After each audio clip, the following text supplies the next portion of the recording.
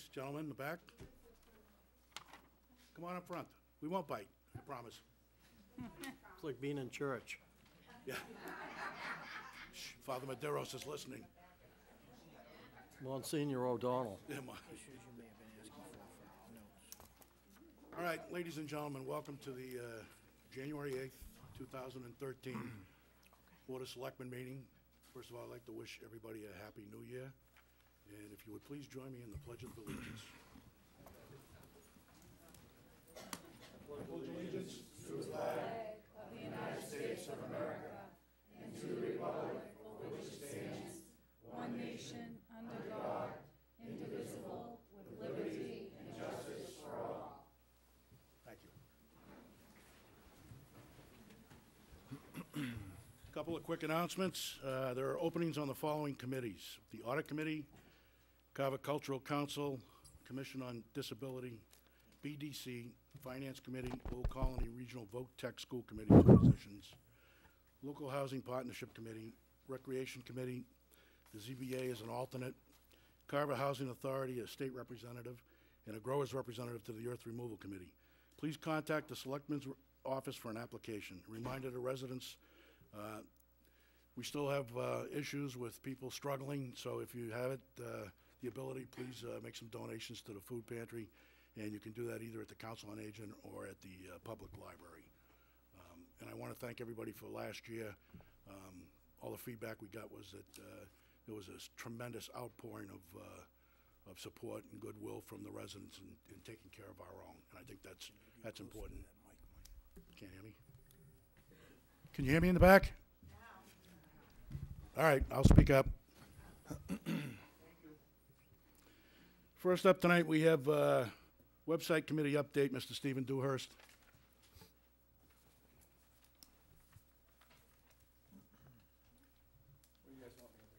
Right there's good, Steve.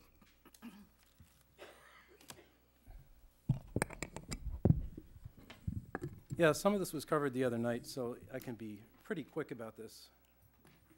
What's happened since we were last here as a committee on, I think it was October 23rd.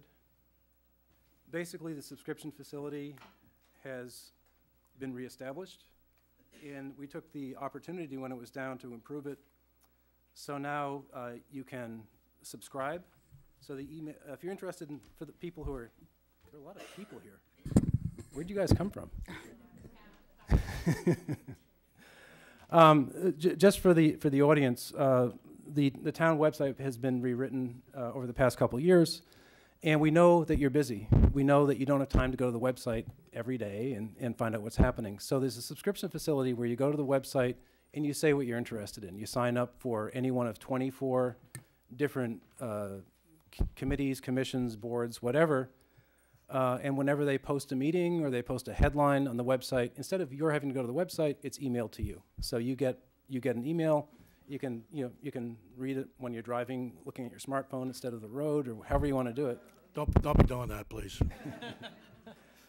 You can also get a daily list of all the public meetings for today and for the next day, every day, so you know all the meetings that are taking place.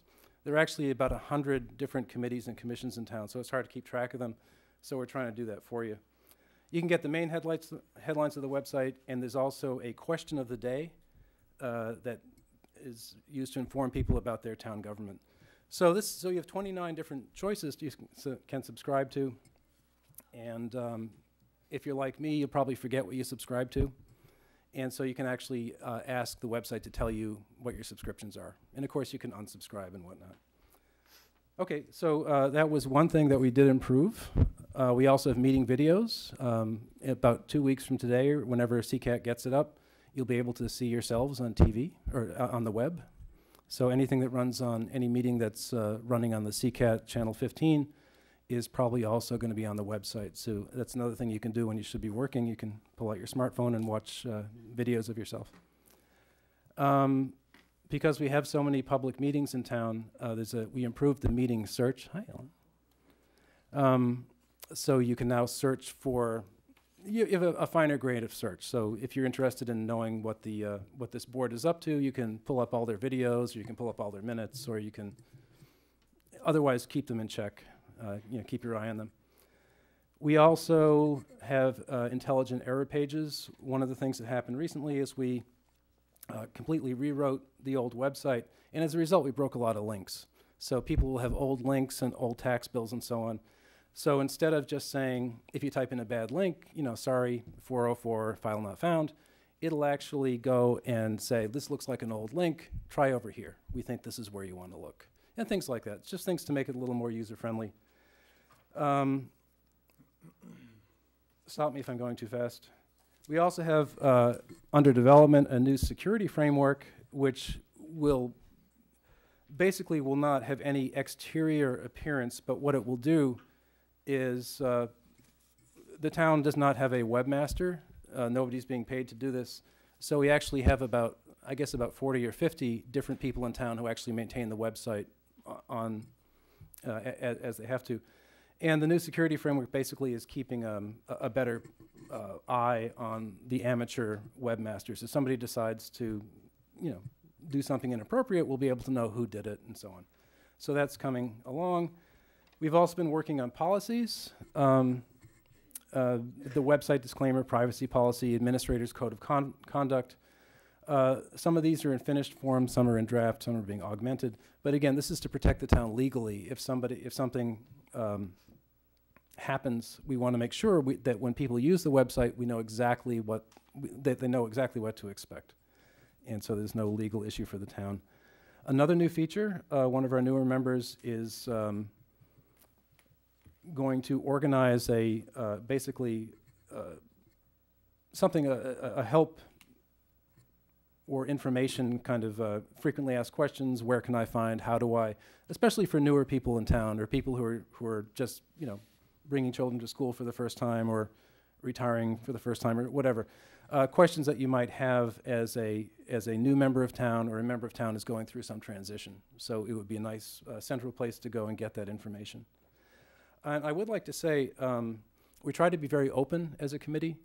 So if anybody has a question, a suggestion, threat of bodily harm, whatever you feel like when you look at the website, just go to the front page of the website and click on Contact the Website Committee. You can send us an email. You can come to one of our meetings. You can be informed as to when our meetings are by email, so you can always be there. And or you can give that gentleman over there your suggestion or complaint, and he'll see that we get it. So we do want to hear from people. If you have any suggestions, if you see an error on the website, please let us know. So those are the basic new features. Does anyone have a question or comment before I go on to one last thing? Mr. Chairman, if you don't mind. Go ahead. I did meet with some selectmen last week, and we did agree that we would try to get a third party to give us some, among a couple things, but primarily some assurances as to the security of emails on that server. So that's ongoing. So I have informed the chairman of that also. Chairman of the web committee of that. Current chairman. Correct. Well, that's up to you. Okay, the only real major issue facing the website, technically it's going very well. We do want to make some improvements, but the one thing that's missing is not all boards and committees are participating the way they should. Maybe they're too busy, maybe they don't know about it, maybe there's a level of insecurity. So one of the things we'd like to do going forward is to make sure that everybody in town participates. The website is designed to have 100 administrators and take information from everybody left, right, and center, organize it, and make it available to the public. But that's not going to happen if we don't get the information. We can't produce information, we can organize it and present it. So one of the things that this board could do to help would be to come up with, perhaps in conjunction with a website committee, a set of policies. I know you can't force, obviously, other boards to do something because it's out of your purview, but you can establish a policy and set a tone. This board, the assessors, I shouldn't name names. There are some boards that do an excellent job of using the website, and some boards don't. And we'd like everybody to participate because that's what will make the website useful for everybody. I'm glad you mentioned come up with a set of policies, because I think that's kind of what Helen Maroney's been trying to do all along, is to have some policies and have communications between. Well, that's why we have all these policies. Between your committee and our committee. Communication would be a good thing. Yeah. I would appreciate that very much. So that is all I had to say for the update. Are there any questions? I think at our last board meeting, you were gonna meet with your committee and come back with something, I forget what it is. Helen can probably chirp in on that. Going to go back to his committee to talk about stepping down and resigning, and he was going to have a meeting by January 8th. Well, actually, what I said, if you review the tape, is that I would try to have a meeting if I could get all 5, I think I called them all, if I could herd all 5 cats into one room at the same time. That didn't happen. Between Christmas and New Year's and whatnot, it's just not happening. I offered to hold a meeting for purposes of discussion or whatever, but I didn't get any serious requests for having a meeting, so we had no meeting. When do you think you might have a meeting? I'll start again. I know one member did email me saying that her schedule had freed up over the next 2 weeks. Unfortunately, you know, it's the way these things usually work. No. So trying to get 5 people in the room. Again, I'll give it a shot. Okay. Mike, should we have the rest of the website committee be able to give any feedback, or should, For tonight's, yeah, or just keep going? no, I think we ought to just keep going. Okay. I respect that. Do you want to? Steve, you didn't have, the website committee doesn't have a regular meeting, monthly meeting or anything. No, when we were a 3-member board, we basically it was I won't say it was chaotic, but it was we would have great demands on our time and then periods of slack, and so we tended to meet on an ad hoc basis. I think with this group, we're a pretty diverse group actually, and as a result, we have pretty diverse schedules, and it's very hard to get us together. I think we could try to schedule a regular meeting. But again, sometimes what happens is we have to meet very intensively to review a bunch of issues and come to a consensus. And then we need a month or 2 to go off and actually write that code and do the work to get it up on the website. So I don't know that a regular meeting makes sense, but I'm certainly willing to consider that. Ask another question. Rick, is it sensible to follow up on what you were talking about before we sit down and try to establish between the website committee and the board the policy program or a policy? I don't know that's necessary, because the direct questions that we're seeking to get input on, I don't think affect general policies. I don't see where that's. So I we wouldn't want could, anything to hold up any work towards policies. all right, and so we could procedures. establish a time when we could meet with you folks or representatives from the website committee and some representatives of the Board of Selectmen and try to map Right, something I wouldn't out. let anything, I wouldn't let what I was mentioning earlier hold that up if that's what you choose to do. I don't think. Just as a matter of suggestion, because you had mentioned that people could pose questions on the website. And if you're not having regularly scheduled meetings, wouldn't it be difficult for them to get their answers? Or you're going to have a designated member of the website committee that could answer that? We have an email address. It's, strangely enough, it's website.committee@carvermad.org. And when you go to the website, on the front page, on the lower, lower left-hand corner, you'll see something to click, and you can send an email. I'm happy to. Right now, I've been answering all the emails.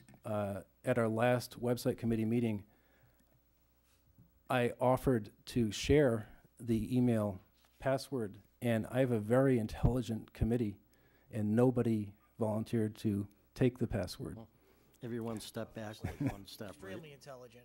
Yeah. I'd be happy to share it. As a matter of fact, I'll give it to you, and you can handle it. Yeah, right. Then they'll start getting tax bills back. That would shut them up. All set? Yep. Let's move it on. You ready? I've said my piece. You have another item on the agenda, yeah? Oh, I don't, but the president of Semantics Consulting does. Okay. All right, I'm back.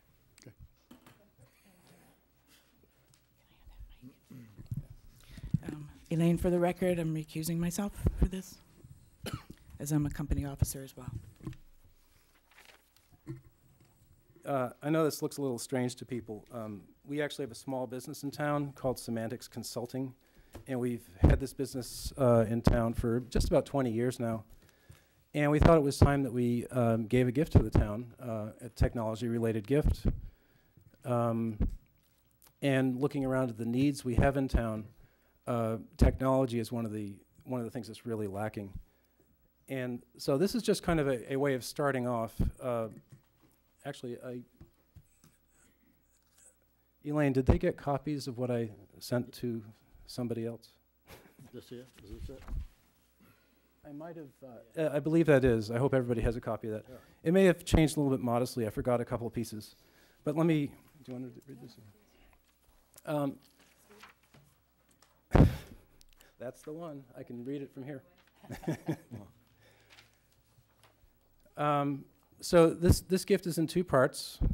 Basically, it's just to augment our capability and what I often unfairly call moving the town into the 90s.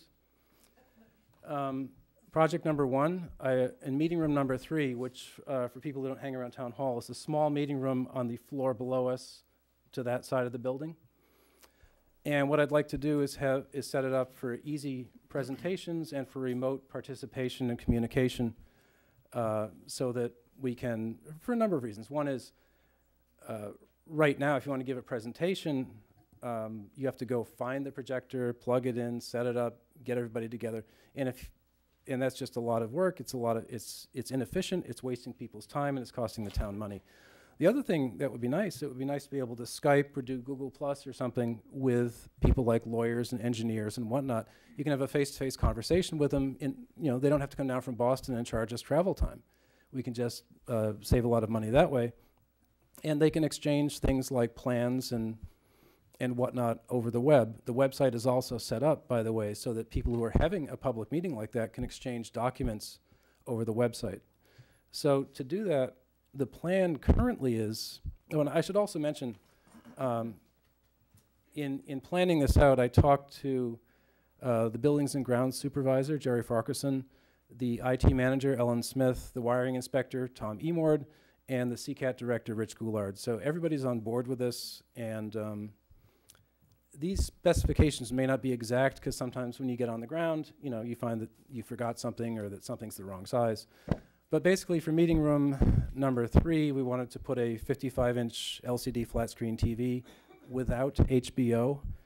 We're going to have a desktop PC running Windows 7 or 8 with remote communication capabilities and the usual office documents, cabling, webcam, wireless keyboard and mouse, and a conference table microphone.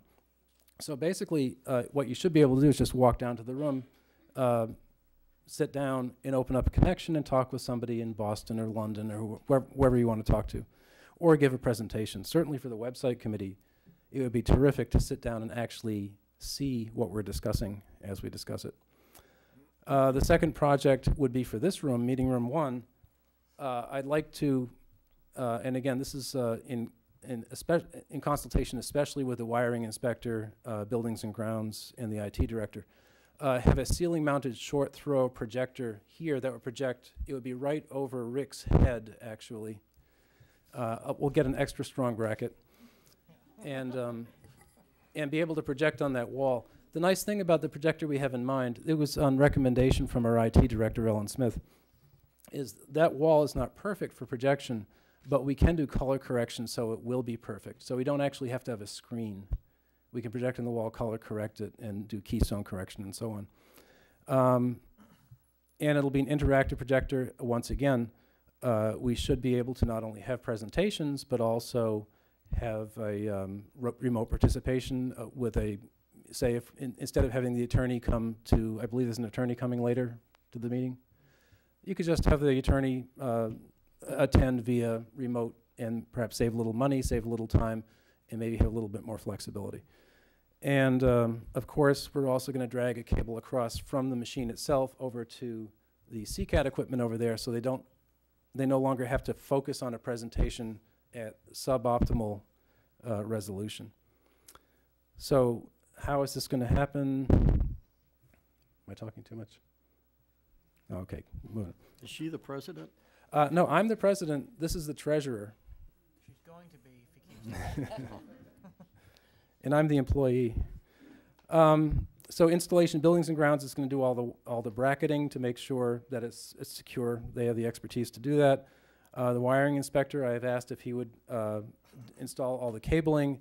It's not going to be much of a problem except here. We're going to have to pull stuff through the wall to a bracket there. And the rest of it with regard to installing the equipment, the software, testing, and most importantly, the training is going to be done by Semantics Consulting. So one of these two people will be doing all of that. And that was my proposal. And I'll take any questions. You know, I appreciate everything that you're doing, but when we had the discussion on remote participation, we tabled it until we could refine it so that it wouldn't be abusive. Yeah, remote. Rick and I just had a conversation today on our needs for data processing help. We talked about maybe possibly putting something in the budget, say about $7,000-8,000, but maybe we'll have to put even more money in for people to operate this.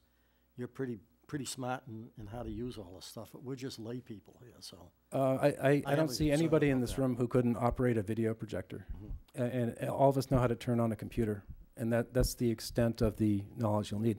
And I also want to be, one thing I want to correct you on, Jack, is that when I talk about remote participation, that term can be used in two different ways. It can be used under open meeting law to describe the ability to have a remote participant, but it can also be, sometimes you just want to talk to somebody who's not here.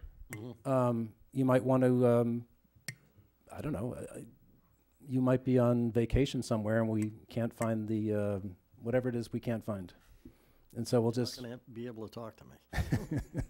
Whatever. The point is that having the capability of meeting with somebody remotely does not necessarily imply that that the Board of Selectmen is approving in any way remote participation under open meeting law. That's a totally separate issue. It's your call. It's not our call. We could wire the entire town hall, but you don't have to have, unless this board votes, we're not going to have remote participation for the purposes of open meetings. Well, I don't think it's a question of we're voting whether or not to have remote participation. I think the point he's making is that we've tabled this because we've got the RTA coming back to us, and this is an issue that we tabled until they come back to us. As I understand, you tabled the issue of remote participation under open meeting law. Right. The current, the gift of the equipment has never come up as far as I can tell. And until we have some policies and procedures in place, then we need to be very, very careful about how we use You this. have I'll tell you the truth. Yeah. Right now, we could hold a remote meeting based on the equipment we have in town hall right now. It would just be so painful that wisdom tooth extraction would be more pleasant. It can be done. The equipment's here. It's just vastly difficult to do and time wasting and inefficient. And so we're not giving a new capability. We're just making it somewhat reasonable. Do you have a question, Dick? Yeah. You've worked with the IT director, Alan Smith, and the building inspector, the building and director of grounds in the buildings, Yep. Jerry Farquharson, and the electrical inspector, Tom Eamwood. So you've talked with and this is all possible, and it's not going to cost us anything. It's not going to cost the town a dime. I mean, the consensus that I got from those individuals, if I can put words in their mouth, is, well, it's about time. This is something we've needed for a long time. The cost, for the short throw projector, I'm planning to have a spare bulb. If both bulbs go, I guess the town's on the hook to either buy a bulb or not have the projector. It's going to cost some electricity. That's the only cost I can imagine. I'm thinking that maybe we could accept your donations and table the implementation of it till we get our redevelopment authority together and put together a remote control bylaw or whatever we got to do. Well, I got to say, Dick, Can we do that? There's no reason to wait, because this has nothing to do with whether you want to have remote participation in a Yeah. public meeting. It's a completely separate issue. This is a technical issue. What can we do? Well, The other is a legal issue. What are we allowed to do? I am not an IT person, so I wanted to get the town to get the opportunity to get this process in place, but maybe not activated if somebody's concerned and upset with how it would work.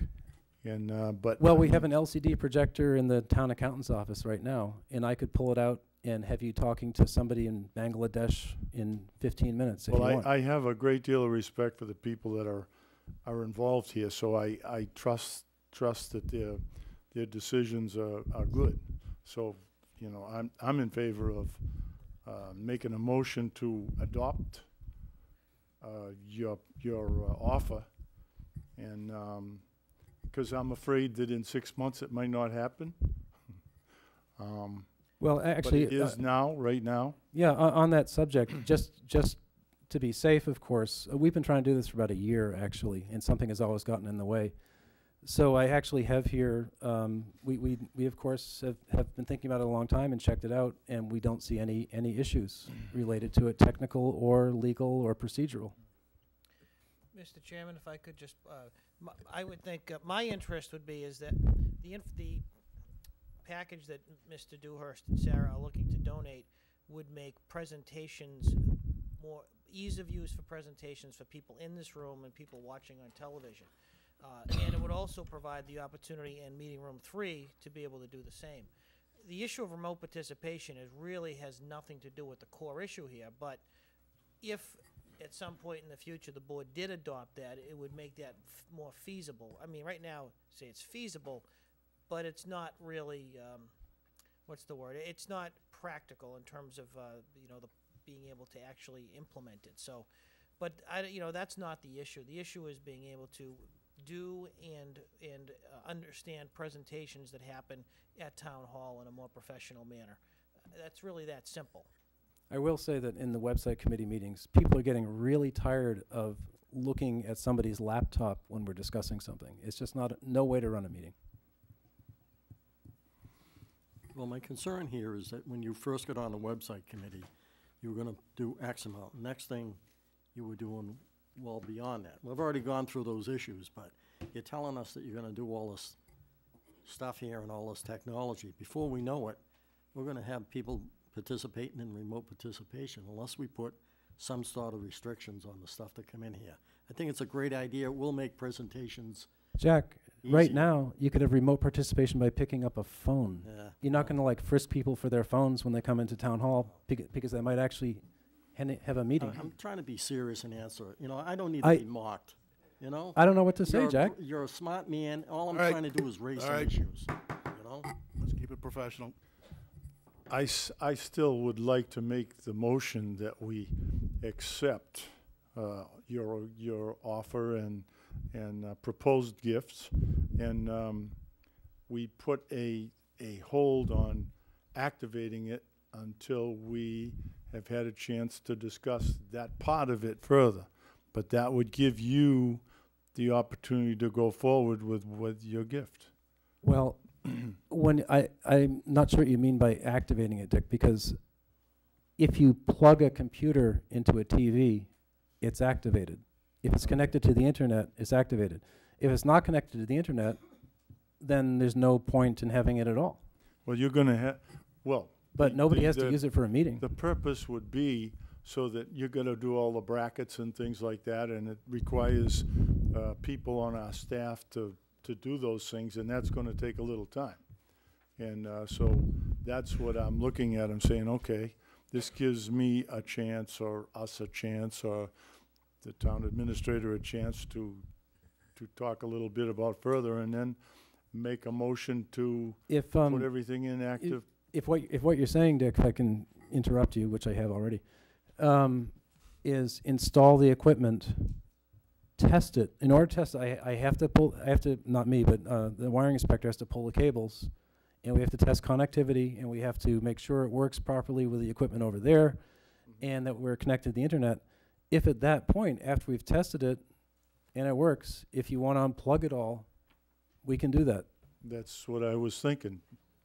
And we're going to sit down and do a policy between the website and the board as to how the functioning of the website and all its intricacies work, wouldn't that be a good combination to sit and include when we develop that policy to help set up the whole thing? If it helps this board come to a decision, I'm for it. You could give us some demonstrations and take us through the process. And Yeah, everything. I'd be happy to. Show us the value of it for the town and everything, and then we can Yep. put our heads together and make some policies and It's going to make a procedures. positive effect on the bottom line in two ways. One, it's going to make your people much more efficient. Number two, it's going to cut down travel costs for engineers and lawyers and everything else. If the town, what is my subversive reason for doing this? Because, wrong word. What is one of my other reasons for doing this? I think that all the meeting rooms should be so equipped, and I think that in the future, if this is very successful, that we should consider, what is it, meeting room 4 downstairs in the basement? That's a very important meeting room, but it's almost useless for any effective large group because people can't see what's going on and you can't connect to the outside world. And that's probably an $8,000 solution. All right, thank you, Steve. Sarah, you have something? We, just briefly, we just want to give the gift of the equipment tonight. Okay. And then you guys decide what you want to do with that. I make that motion. Dick's got a motion. Do you have a second from anybody? No second. No second? Do we have another motion? I'd like to see, you know, you talk about all this equipment. We have a beautiful room here. We spent a lot of money. Is it gonna, all the equipment gonna be there? What's it gonna look like? What's it? You know, I mean, it would have been nice if you had something that we could look at to see what it would look like. Okay, well, I can. You know what I'm saying? I can describe it very briefly. I'm trying these people's patience, I'm sure. What is it going to look like? Right where that gentleman is standing by the light switches, underneath there. Can you get a close-up on him, please? There's going to be a wall box about this big that contains all the connections. And right above the town administrator, pretty much right above him, will be a large, a small 7-pound projector, a short throw projector about 3.5 feet from the wall, hanging from the ceiling down about 1.5 feet. It's smaller than a tile. It's smaller than one of those tiles, and it will extend down a modest amount. You probably won't notice it. All the cables will be up in the ceiling. All the power is going to be pulled up from there up to the ceiling. We're also going to pull power over here for a potential eventual second projector. But the wall, what's the wall gonna look like? The wall is Gonna going to look. Just use the wall, or you The gonna wall have is going to look the some way sort it of does now. electronic equipment Nope, hanging off that's the it. wall? Just the wall. It's going to look just the way it does now. There'll be that small Will box it- here. Will it- okay. All right. We got a motion that wasn't accepted. I What make about a motion, we table it for the time being. Well, what I was gonna suggest is maybe a motion to table it. I have somebody that's contacted me, Steve, that we can bring in, who may be able to help us arrive at some, agreements here on some things, okay? Agreement on what? Just a variety of issues with the website committee that, we've discussed in the past. So, maybe we can. I'm sorry, Mr. Chair, if I may interrupt you. This doesn't have anything to do with the website committee. No, I This is a- understand, a but I think company there's some gift. consternation on the part of some of the membership here because of events that have transpired. So what I'm suggesting is that we meet, and I'll bring this gentleman in, and we can sit down, maybe we can hash out some stuff, and that'll make it presentable to everybody at that time. Would that be acceptable? Excuse me, may I? This indirectly does have to do with the website committee. I know that a lot of you are just hearing this for tonight, but there's been a few issues that we're trying to get resolved within the website committee, and all of this is part of an ongoing discussion that's gone on the last 2 weeks. So, in all due respect, I think it would be best to table it until you have that meeting that we had agreed upon at the last meeting. You were gonna go back to the website committee and have a meeting, so this all does have to do with the website committee, so I'll remind. I would second to table the gift for tonight. All right, we have a motion and a second. All those in favor, please say aye. Aye. Opposed? 3 to 1. Okay. Thank you. I'll be talking to you, Steve.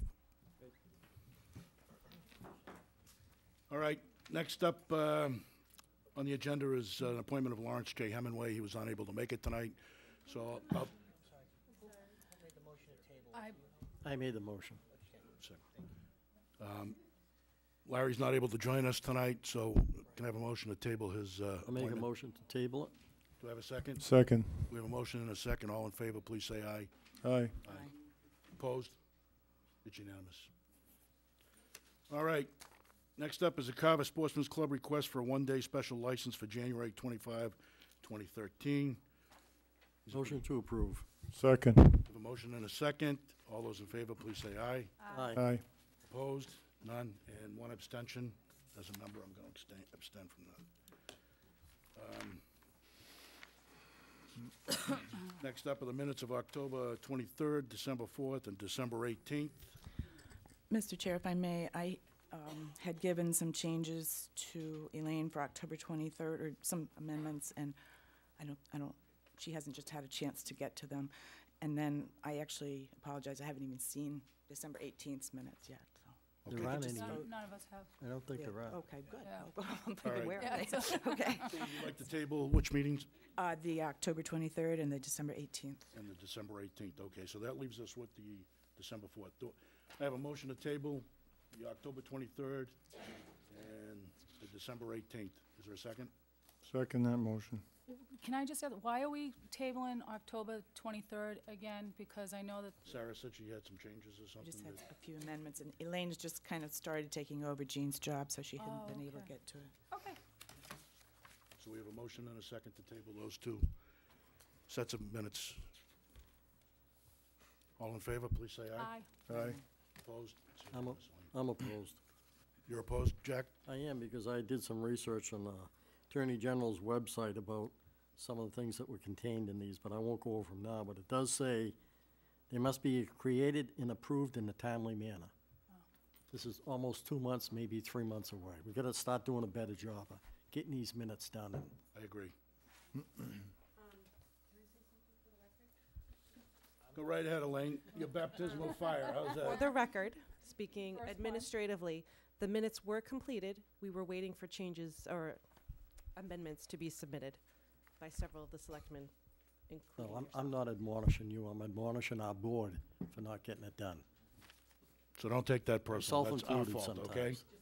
All We right. just have to do a better Everybody out job. there understand that? It wasn't Elaine's fault, it was our fault. This time. First Just again. started. Yeah, this time it wasn't. her Happy fault. New Year. You don't want to start off on the wrong foot. All right, so we have the minutes from December 4th. Make a motion, we accept the minutes for December 4th. Second. We have a motion and a second. All those in favor, please say aye. Aye. Aye. Opposed? It's unanimous. All right. Citizens' participation. We're moving on to the meat of the night's agenda here. And we have Ms. Heather Sepulveda, RE, the Carver Elementary School. Heather? Bring your friend with you.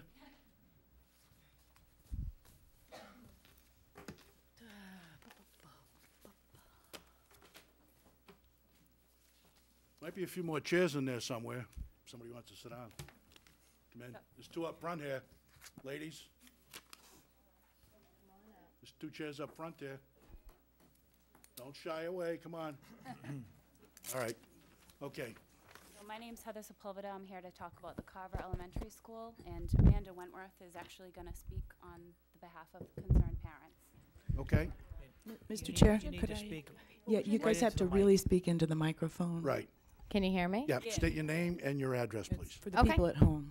So, good evening. My name is Amanda Wentworth. My address is 31 Weston Street here in Carver.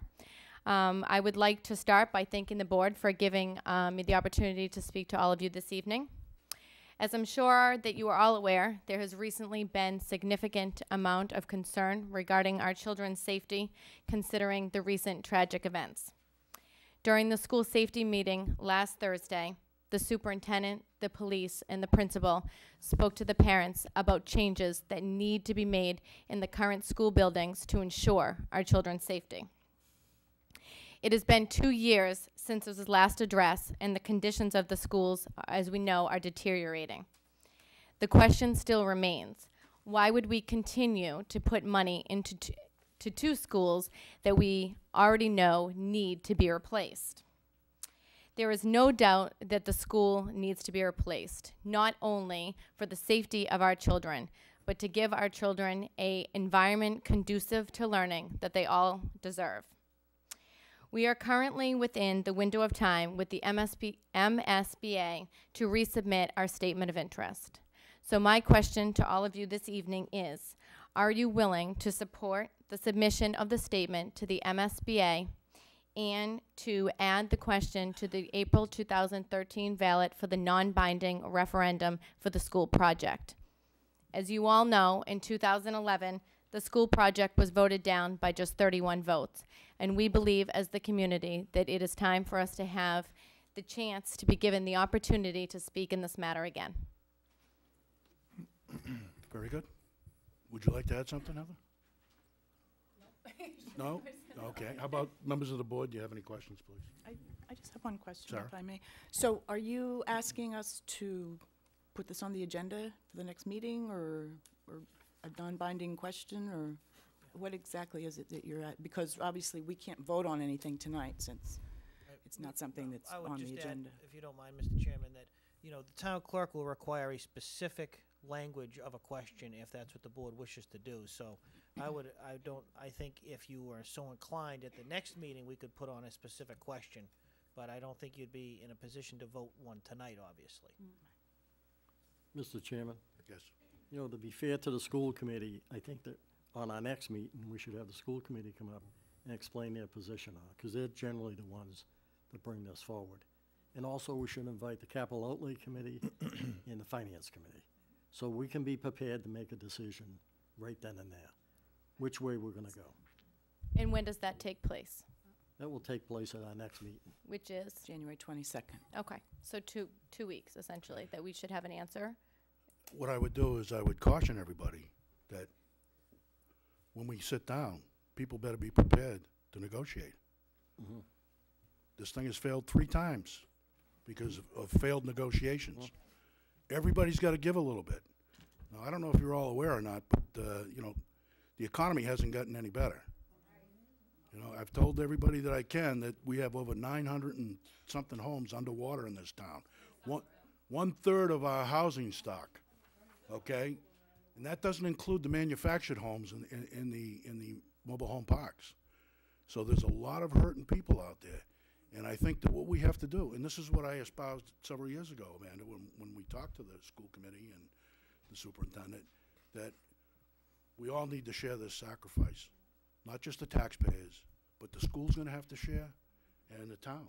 And how do you suggest that will Well, get they're done? gonna have That to will be dig deep in their discussed. budgets. They're gonna have to dig deep in their budgets and cut to the bone. Okay. Because everybody agrees with you. There's no disagreement that we need a There's new no school. well, not everybody agrees with me, but there's no disagreement that we need a new school. I understand that. I have personally, myself, have a huge issue with the monetary amount being put on my child's safety. And that's, for me, what this community is telling me, that we're not willing to pay X amount of dollars for our children's safety. And for those of the people who feel that I'm incorrect in this matter, I beg of you to take a tour through the school and see the issues that are going on there. You would be appalled. It is disgraceful. I respectfully disagree with you about putting a price tag on your children, okay? First of all, that school, excuse me, keep it down. We're gonna keep this professional. We'll get a couple of people to have a chance to present their points of view too. That school in Norwalk, Connecticut was a model school. That kid shot his way into that school. They were locked down. So, I mean, you can spend 50, 60, 80 million for a school, and you still can't prevent something like that happening. We have to operate not on emotion, but on reason here. Because we're talking about a community of 12,000 people overall. Everybody. We have to consider everybody, okay? Do we want a new school? Absolutely, because it's good for the town. It's good for the kids. It's good for the property values. The problem is where does the money come from? You can't get blood from a rock. That's our issue. So how do we do that? We have to pare back in other areas. Do we cut back on our community preservation money that we're paying 3% tax every year? Maybe that could go towards a new school instead of going to buy more open space. How much more open space do we need? Are there other things that we can do? There's a lot of creative things that can be done, but people don't want to do that, because that's work. They want to just bull ahead and do an override. And, you know, damn the torpedoes, full speed ahead. And that's not going to get it. It's failed 3 times, and this is what I'm trying to tell everybody. So, Mr. Chairman, yes, sir. you know, I don't need to take a walk through it. Moved to town in 1985, and my twin daughters went to school there. I had And 4. as bad as it is now, it was just as much a dump then. And they told us it was a temporary structure. When I ran for selectman the first time in 1995, that was one of my principal things, to replace the elementary school, the police station, and the fire station. And look at where they are. We have a new town hall, a new library, new fire station, new middle school. When we built the middle school in 1997 and 1998, we got 90% reimbursement. We had the funds then to build it, but because of politics, it didn't get done. Too bad that it had to be something in Connecticut that brings all these people together in a selectmen's meeting. But I'm not just as much necessarily with you sure as you that's- are. But, Okay. you know, we need to make it affordable for everyone in this town. I won the selectmen's race back when that failed by 1 vote. We can't win this thing by 1 vote. We have to win by a supermajority, because we have to serve all the needs of the citizens in this town. Well, Connecticut aside, we need a new school. There's no doubt about that. But, you know, a number of years ago, they stopped putting any money into that school. That's why it's deteriorated as fast as it has. Because they automatically assumed they were going to get a new school.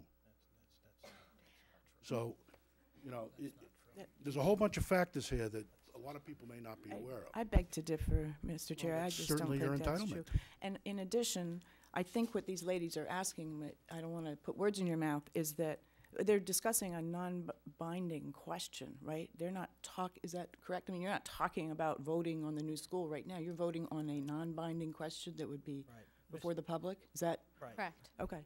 Ms. Yeah. Ewens, the issue Right. here is, in order to get a new statement of interest submitted, the town has been required by the MSBA to have a demonstration of support in the form of a non-binding referendum. So a non-binding referendum doesn't deal with the issues of financing, et cetera. It simply allows the town to submit a new statement of interest that at some point down the road, it would be required to put some funding to. But at this stage, in order to get back in the pipeline, in order to be able to figure out how much reimbursement that the town might be eligible for, because the old rate may not hold. Right. And the difference between a 63%, a 62%, and a 58% can be huge in terms of what the impact is on the taxpayer. So we don't know those issues. We don't know the answers to those questions, and until you have a statement of interest approved, you won't have the answers to those questions. So Correct. it's a critical piece of doing so. And the statement of interest creates a false sense of euphoria for people. Okay? Well, the non-binding, but, you know, That may Rick, be, but I'm just Rick, saying, would the in terms of Thank the you, Rick. process. Thanks, Rick. would the SBA be happy if we passed a debt exclusion? How can you pass a debt exclusion when you don't know, when you can't educate people as to what it's gonna cost them? Well, Because that's what we need to tell because we people for a don't- non-binding as Because we well. don't have a reimbursement rate. If you have a reimbursement rate, you can, in some updated cost estimates, you can tell people what it's gonna cost them. So that's the challenge. It's hard enough to get a project when you know that information. How do you get a project approved when you don't have that information? I mean, we only lost by 31 votes, but it might have been 331 if enough people got in to vote. We don't know how that's gonna turn out, and we'll never know. We had already. I think we have to I'm be sorry. serious. That could be, but I think the question of a statement, of a non-binding question is separate from the funding question, that's all. All right. The ladies want to bring this forward again for a vote at the next meeting. I have no problem with that. Well, Yeah. that's why I suggested having all the parties that would Right. have an interest in this, the school committee, finance Right. I committee. agree. You're not going to get that done within the next 2 weeks, though. Why not? It won't happen. You can't can't get bring 5 them all people on the together? website committee to get together, never mind. Yeah. Five boards, are you kidding me? May I? Yes, Just ma'am. real quick, I thought we were making great progress with the school committee, Liz, and we were working towards creating a group to get together as, you know, with the capital outlay and all the different parties involved to get it going again. And so it's been in the process to get the school back as a main initiative. So to rush into this, child's life, of course it is. I mean, that is a no-brainer. But we really have to do it so we can all afford it, and so we win by a landslide this time. Do you know what I'm saying? And it's, if we just jump because of emotion, we're gonna get set back again. It will be turned down. Excuse me? Ma'am, ma'am. No, you're absolutely. Helen, we're not taking comments from the audience. If they want to speak, they come up to the mic and they talk, okay? And they identify themselves. All right? If you'd like to speak, you can come up and do that after these ladies go. Okay. Helen? I learned about emotion because I have two daughters as well, and my daughter is 17 now, so I went through the same pain you did, except mine was Columbine and September 11th. Yeah, and I cried for days, so please don't ever think that we don't empathize with the emotion right now. I got to tell you, when my dad died, this is just a quick story that put me on the straight and narrow in terms of sometimes you have to put your emotion aside to make decisions that are going to be good for us all in the long run. When my mom died, my mom had claustrophobia, and she had always said that she didn't want to be buried in the ground. Well, she was going to be buried in the ground, but what I did is, I was a single parent, and I went out and spent up to $2,000, and I bought the plot of land next to the cemetery plot that she was being buried in, because I didn't want her to feel squished at the cemetery. $2,000 at that time was a lot of money for a single parent. And when I looked back, I said, you know, I look back to that day and say, could I have used that $2,000? And it really hurt me at the time, but I did it out of emotion. And I just beg all of you to know that we all know we need this school desperately. Just, you know, some people may say, well, your child doesn't go to the school, or you're a senior, so you don't care about the school. That is so not true. We've all had children in the school system. My daughter went there through 8th grade. And even if we don't have children in the school system, if you want to look at it from a purely selfish point of view, our house values go down if we don't have a good school. So we're all in this together, but we need to do it so everybody can afford it.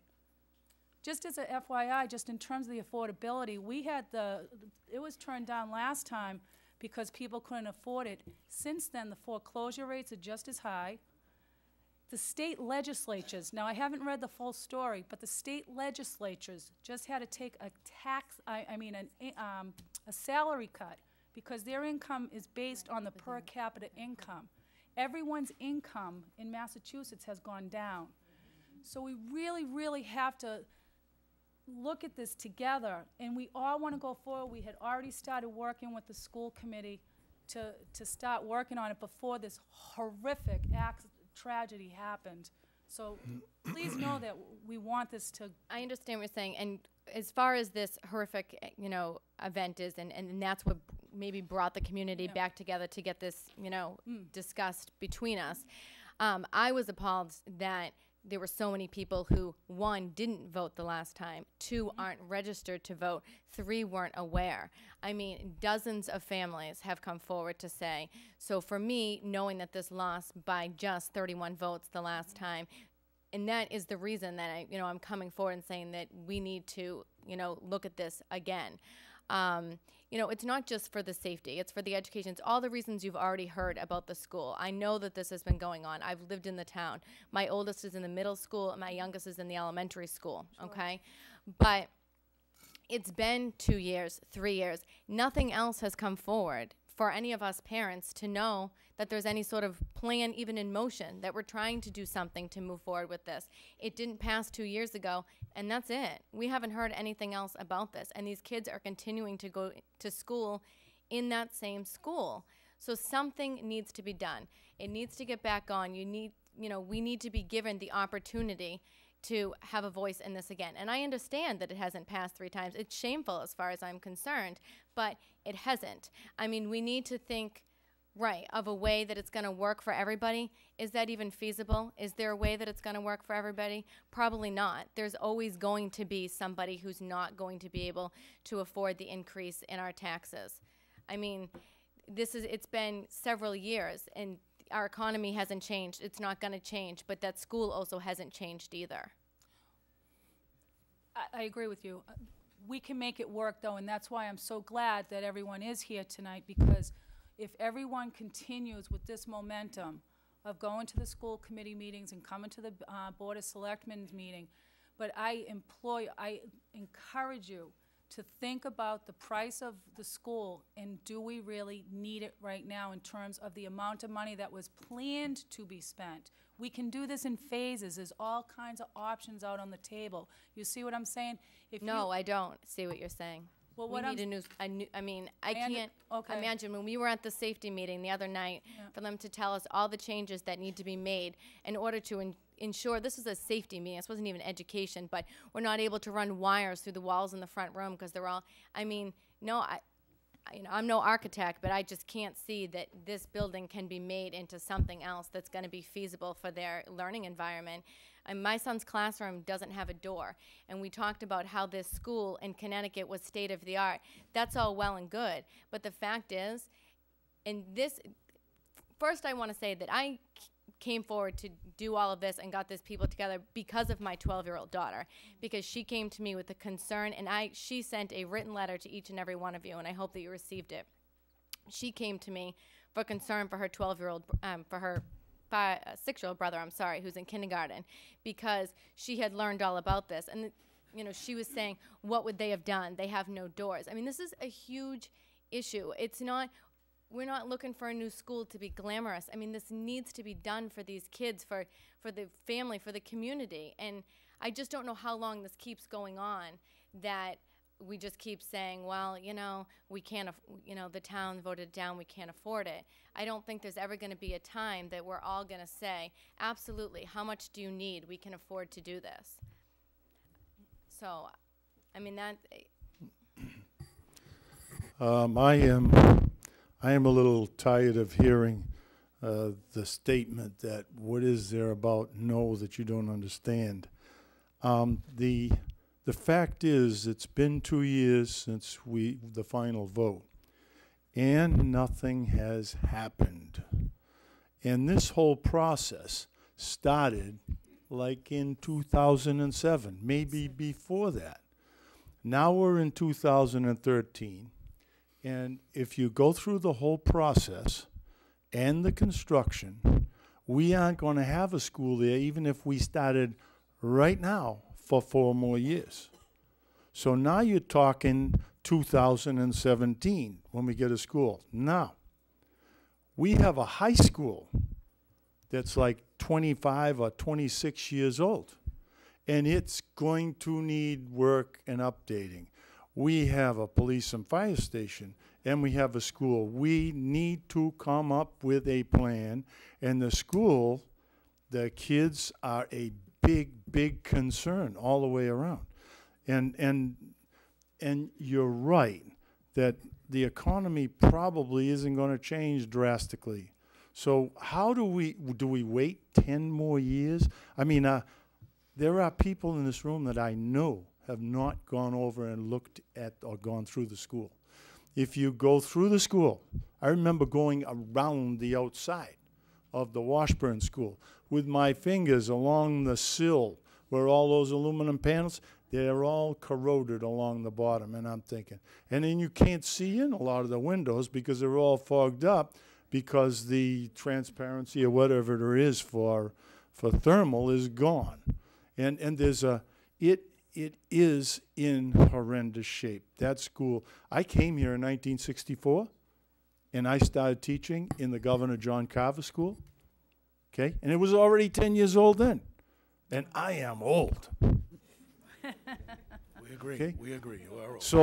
So what I'm saying is that everybody agrees we have to do something, but what have we done in the 2 years since the school was turned down to go forward to put a financial plan together? I am happy to see all you folks here because you are pressuring our boards into sitting down and getting something done now.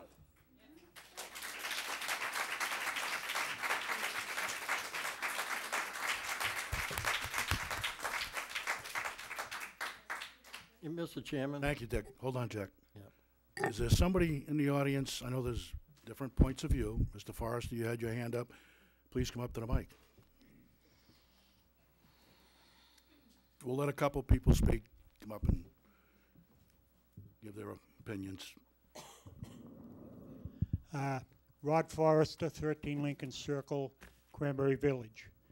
I agree with everyone that yes, we need a new school, but what I want to say is, and remind people,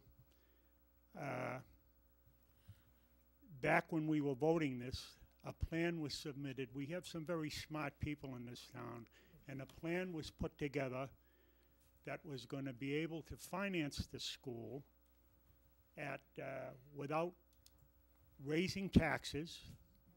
I believe it was done by Mr. Pratt, and it was kicked out. So we could be already partway into building the school already if they had approved it. And it was avoiding a 2.5 override, and it was going to get done. And it was kicked out. So I would ask that if we're going to do something, and I agree with you, it's in horrible condition, but to ask maybe Mr. Pratt and that other gentleman that worked with them that maybe they could come up with another plan again, because they're brilliant people with finances, and they figured out how to do it, and they presented it to us, and this can be done. We can do it. Well, this is the town Thank building committee. Thank you, Mr. Forrester. Mr. Chair, if I Yep. could clarify a little bit. The plan, as I understand it, that Mr. Pratt and Dan Ryan brought to us was essentially to fund a debt service on money being borrowed. Rick, you can straighten me out if I'm wrong, but what they were suggesting, that we take some personal property money, put it into a special town building account, would never pay for a school, first of all. And secondly, we were advised by our bond counsel, who's our financial lawyer, you don't ever want to try to pay for something like a school under the levy limit, because you can't do it. You could get rid of all your teachers and close your town hall, and you're probably still not going to be able to pay for a school. But that's what you'd have to do to fund it under the levy limit. I don't know if you had anything to add. Somehow I don't think that the chairman wants to make this a 5-hour meeting. No, but that's I why just we're going wanted to to take it. correct in that general, I think misrepresentation. the issue was that there was a recommendation for a debt exclusion for the school and a systematic set-aside of funds for the other capital, the police and fire Right, station, police and other fire. major capital. Right. So, again, I think that's probably an item for another night, but I It think is. that was the gist of it. Before you folks, the lady against the wall that was speaking earlier, come on up to the microphone, and you can speak your mind. Okay. I was just saying, I'm Tracy Kennedy. I live on Bow Street. Okay, Tracy? You have to speak into the microphone. Is my house going to get egged? Not by me. Is that microphone working? She was saying before emotion, we don't want to let emotion get the best of us. And I agree, but that's what's going to get parents in here. When we first, when the vote happened a few years ago, a lot of parents, through our own fault, weren't aware of what was going on in the schools. Now, my stepdaughter has graduated high school, and I have a child in kindergarten. I have a daughter in 8th grade and a son that's going into his senior year. Or he's a junior, so he'll be a senior. So, sorry, I wasn't planning to speak. But, You doing good? you know, when my 8th grader was in kindergarten, I didn't really get the school system or what she needed. She just kind of easily adapted to everything. Now that my 5-year-old is in kindergarten, the pods are open. If anyone has a learning disability or anything like that, forget it. It's very loud. We were told to have our children bring bottled water to school because the fountains are unable to be drank from. This is disgusting. There's one bathroom. My daughter won't go to the bathroom in school. There's one bathroom for all the kids to share. She's embarrassed, okay? And I feel as though everyone's kind of like, oh, well, you know, when we have money, we'll look into it. This is very important. This is Carver's future. I agree we need a plan. It has to be smart. It has to be something that's, you know, made in the most a plan has to be brought forth that isn't made out of emotion, that's completely thought out and so on. But we definitely need a new school. We're going to vote for all our like people that are in office. You know, we're the parents, and this horrible tragedy brought us all together. However, we're not going away. And I understand politics. We would be extremely disappointed if you did go away. I understand town politics. My mother was a DARE officer. My father was a police officer. I come from a family of police officers. I understand how it all works. Okay, my mother is also on disability. She's no longer working. She doesn't have money. We all struggle. My husband was laid off twice. I get it. We've got 4 kids and a daughter in BU. I get it. However, my child's safety comes first. My child's education comes first. And they're the people that are going to be taking care of you as you get older. It's true. It is true. Sorry, I'm nervous. I wasn't planning on speaking, but. Mrs. Kennedy, I have to apologize, but I think you were a plant because you spoke too well. Really? Because I'm shaking. For I'm a lady nervous. that wasn't prepared to speak. All right. Come on up and ask your question. State your name and address there. My name's Jessica Walsh, 1 Wade Street. Jack, you had mentioned that you, this wouldn't go through by just 1 vote, if it won by No, I one. didn't think it would be fair to all the Okay, taxpayers so in then town, the- only my go question by is, 1 why vote. did it lose by only 31? You said it had to be a super majority. So why did it if it was only 31, that's not a lot. On a non-binding vote, people that even gonna vote against it, they vote for it. I think you have a So it little. should have won by 300 or 400 votes. No, but I it think you have a didn't. little confusion here, Jack. Yeah. She's talking about a supermajority. That's the Board of Selectmen. There's no requirement for a supermajority. There isn't a requirement. What I'm saying, to be fair to everyone in town, is to have a supermajority. You want to bring What's as the much. supermajority? You want If you're saying you want, if we all, it lost by 31. we want to Want to present. see it by a couple hundred? We want to present a project to the people of town Right. that everyone is on board with us. You're not going to have everyone on board. That No, will I'm never- not saying everyone. You want a majority. It's got to be a majority. Right, So- well, the majority last time was 31. You looked at it by 31, and you said, nope, it lost by, it lost by just 31. You said, nope, Yeah. town doesn't want it, town doesn't want it. No, I didn't say that. Well, as a board, I think that was the consensus, and that's still the consensus, that the town doesn't want it, the town can't afford it. The last time that we had that, we had a golden opportunity to Right. build a school. Right, and I will The go on interest record rate- for the saying in- I did not the in- vote the interest because rates- I had no idea. Well- I represent a huge part of this town, this younger generation. Our kids were in preschool. We had never stepped foot in that school. And our fault. It is our fault. We're here now. We have lots of parents that weren't even registered that are going to get registered now, and they're going to vote for this. Now, I don't, it is unfortunately this younger generation that we weren't brought up to think that our vote really mattered, and it's sort of like people are intimidated by voting. They think that they need to, know more about politics, and they really just have to have an opinion on what matters to them, and their vote, especially in a town, will be heard, could be heard. So that's all we're asking, is let us be heard again. And I think it's only fair that if we vote, and let's say it won by 31, that it won. It would. Well, It would. And it would, because I have way more than that of people that I've been speaking to, we've all been speaking to, that say, I was registered, but people I knew who had been in the school at that time were like, well, it's not going to fall down. And I'd argue that now, if we ever get one of those like downbursts that seem to be happening in Massachusetts lately, those pods will not stand that. And, emotion, I can't put emotion aside. There's never going to be a time where the entire town is going to come to an agreement on this. I've heard just in the background here, we can't afford it. Yeah, we need a new school. It's like, you're gonna have that mixed, it's always gonna be a struggle, but if those small figures that were brought to the community last time, what your taxes were going to be raised, if that was going to be the end all be all for these people, I don't think that was the end all be all. What I mean is that was just a small amount of money over the course of a year for way more of a benefit. What they would get, the end product would be a huge benefit. That's not going to be what, if that's the small percentage of the town that's that, I hate to say hard up for money, but because you talk about the homes that are underwater. I'm one of them. We are paycheck to paycheck. We will figure it out.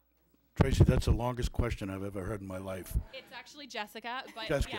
yeah, that's why I was not originally supposed Let me tell to you speak something. because I never shut up. I supported that at town meeting, and I was running for selectman. Most of the people that were supporting me, they were against the school. I lost my whole committee before that. So I stood out there all by myself But and you held a sign. back to the question. You still Yeah. didn't answer that. When you say it has to be a supermajority, that is not fair. If it lost by 31, why can't it win by 31? It would. Because you're gonna Yeah. cause. Yeah, it would. You just said it couldn't be that. That way. was incorrect. No. You misunderstood my question. I care, Wait for a microphone so everybody else can. you wait for a misunderstood phone. my question. You need a lot more people on board with you. It can't be the can't hear the you, haves sorry. versus the have-nots. I'm sorry. That's what I'm saying. We gotta make it affordable for everyone that we can. All right, time out. When you talk about a supermajority, hon, okay? That's you guys. That's us guys, not the polls. When you go to the polls, all it takes is one vote more okay, to but win. that was. No, but that's different. I care. Let's not confuse the issues. Yeah, no, I get. When you're talking about actual money, Right. a binding agreement, it has to be 4 out of 5. To go to a statement of What interest. I was talking about was the election. I You know, want, and that's you what I'm want the talking bulk of about. All you right. want the community to feel very good that they did this, It was instead of a just the bunch of wrong word. grumbling. It was just he misspoke. All right, Okay. we're gonna move on. I have a young lady that's been raising her hand back here. I'll be moving this closer to me. Thank you. My name is Louise McIver. I live at 8 White Pine Lane, Carver. I came here because of the safety of the children. We are not talking about the safety of the children right now. I know we have issues at school, and I agree something has to be done. Don't want on that subject. I want to know the children in Carver. I want their safety. I'm a grandmother. And I feel that if we can get something together with the police department, we have a wonderful police department, wonderful fire department, EMTs, you couldn't ask for a better town. Wonderful Board of Selectmen, Louise. Yes, even though sometimes we don't agree, but we can come to a mutual decision. Anyways, the thing is, what can the police department offer us to help the kids to stay safe in school? It was- Nothing, because there's no money. That's basically what we were told. Excuse me, you want to cut here and there and there and everywhere else. I'm sorry, I wanted to cut what? Some people wanted to cut programs here and there. So, I mean, what comes first? Safety, education. Okay? If you So I don't have think- a police officer and you don't have education, you don't have a fire department, you have nothing. Nothing. So what is your argument? You guys are on the same I don't page. have to have Yeah, I an feel like we're on argument. the same page, the but same this page. entire time we weren't on the same page, I so. am saying we came here to decide what we can do for the safety of our children. Give them a new school. That's not good.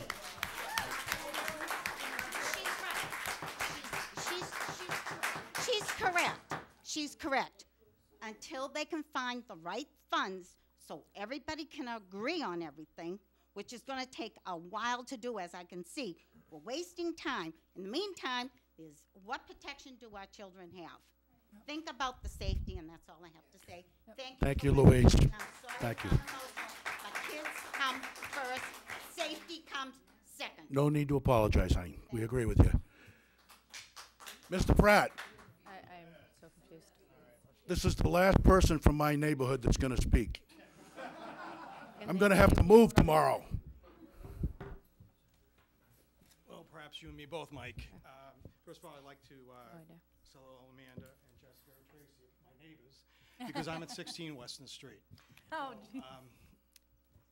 You know, in 2009, we sat down and the school presented, you know, to the voters at town meeting and to the voters, the idea for a debt exclusion for the septic system and the schematic design. I'm sorry. Can't hear you. And as a result, in October 2009, the voters turned it down because it was about the money. Petitions were gathered in December of that year, and it was presented again in January 2010. And again, it was about the money. So I joined the Town Building Study Committee. I spent many hours at school building committee meetings. I can't imagine the thousands of people in town that have spent the tens of thousands of hours over the last 6 or 7 years talking about this. And yet, here we are, 21 months after the non-binding fail, and we're saying, let's go back and do a non-binding again. Well, my youngest son is a sophomore at UMass Amherst. We started talking about the elementary school when he was there in kindergarten. I don't want this to happen to all the current folks. And that's why I got on the Town Building Study Committee, because it was about the money. It was all about the money. And it still is about the money. And if you don't believe that, then you have to go back to June of 2010 when it really came to head. When we got $689,000 of new personal property growth from the N-Star substation that went up to town, and we didn't set it aside. We didn't say, let's put it into stabilization. We didn't say, let's think about what we can do with it. We added it back into the operating budgets. $689,000 of annual new revenue we were going to get year after year after year that was going to grow by 2.5% every year. And we said, no, we're going to put in the operating budgets. So the Town Building Study Committee did their work. They gave us 5 months to come up with a plan. That's what we did, and we did. We went to the April 2011 town meeting. We passed a debt exclusion for the school project. Town meeting passed it. Then the non-binding came, and it failed again. It could have failed by 1 vote. It could have failed by 1,000 votes, but it failed. And the town board of selectmen, the school committees, the school administration, we didn't know what to do. So we came back here in May of 2011, and we presented the final offer because the Board of Selectmen did not want to vote on a debt exclusion and present it to the voters. They said the non-binding failed. We can't do anything more. Why would we ask the voters for money when they won't even vote in favor of no money? So we came and offered on May 24th the final offer because the state said, if you don't have a vote before July 1st of 2011, you're gone. Even though in February of 2010, they said we were out of the pipeline because we had already had 2 failed votes. They said, we'll give them one more chance, one more. And because the Board of Selectmen wouldn't vote for the debt exclusion, wouldn't support the debt exclusion, we offered to ask the town to find $450,000 a year out of a $33 million budget. Try to find not even 2%, 1.5% of your budget to set aside as an underride to lower the tax levy so that the people who voted against the 3 votes would feel that there's a compromise, that there's some give and take to this whole process, that we can get the new school. Mr. O'Donnell made the offer twice to the then Board of Selectmen, and the school committee was here, and the finance committee was here, and the town building study committee was here. And twice, it was rejected. Twice, we were told, no, we can't find $450,000. So you want to find out if it's all about the money? It's been all about the money the whole time. And it's not the voters, it's not the residents, it's the people making the decisions. Not you, not me. You know, we were given 5 months to figure out how to not just pay for a school, how to not just and pay for police and fire stations. We came up with a plan. We have a good plan for the police and fire. We've set aside $180,000, and that's going to keep growing, and we're going to add to it. And I respectfully disagree with Ms. Hewins in her representation of what we did. We talked to bond counsel on April 11th, the day of town meeting, and we were told that we can't do Plan B. 4 hours before town meeting. 4 hours before the presentation that Dan Ryan and I had spent months working on. We're told we can't do Plan B. So fine, we accepted it. We went with Plan A, it was a debt exclusion, we passed it. But your town committees and boards didn't do their job. They had the opportunity to present it to the voters to say, please vote on a debt exclusion to build our school. And they didn't even give us a chance. They didn't even give us the opportunity to vote. And you want to ask them to do a non-binding? 20 months ago, we could have started building a school. A non-binding, as Mr. Ward said, we got to get back in the process. We got to do all this. It's going to take years. My youngest son is 20 years old. 20 years old. We started talking about this when we were building the 6th grade wing. And I don't want your kids to be 20 years old. So what's your suggestion? My suggestion is, you want to pass the non-binding? Then put multiple questions on the ballot. Tell the people who voted against it that we're willing to compromise. Do an underride for an amount that's going to satisfy those people to say, yes, the town's going to share in your cost because you're underwater. You'll have lost $85,000 in average value of your home in the last 5 years. Your taxes go up every year $100 or 2.5%, but your house value drops by that amount. So guess what? We're not getting any better off. The money is going somewhere. And if we can't find $450,000, $600,000, $750,000 to help build a school project when we're spending $33 million a year, and that's just in the town budget. That's what we vote on. That doesn't count all the other money that comes into the town. We need to do something. It's been 21 months. This board and other committees have had opportunity to do something, and they've done nothing. We've had forums, focus groups, and surveys. Enough. Enough. Let's give the voters what they have said for. We don't need to go back to 2010 and 2011. We don't. As a community, we don't. You know, you want to look around the South Shore and look at every other city in town? I have the information. You want to know why our tax bill is lower than every other city in town in Plymouth County? Because that's what we can afford. We have the lowest per capita income of just about any city in town in Plymouth County. We're 70% of the state average, yet we pay 83% of the property tax bill. Our equalized value is almost $100,000 less than the average cities and towns in Plymouth County. And you know the only community of the 27 that gets more state aid as percentage of budget than Carver is the city of Brockton. Every other city and every other town in Plymouth County gets less state aid than we do because it's all we can afford. That's why we get more state aid, because we can only afford this. The voters have no capacity. The taxpayers have no capacity to increase their tax bill, whether it be $100, $200, $300 on top of the $100 that occurs every year. Mr. Ward talked about the high school. Capital outlay has $28 million worth of expenditures. $6 or $7 million of that is at the high school. You can't keep coming back to the voters and say, give me some more, give me some more. Federal government's already doing it. Everybody's payroll tax holiday is gone, done. You know, making $50,000, $1,000 is gone out of your paycheck this year. $1,000 in cash that you could spend money on. Where are they going to come with the money? The town has to look deep in the $33 million and find it. I don't care what you have to do. These people deserve it. These children deserve it. This board needs to decide. You need to...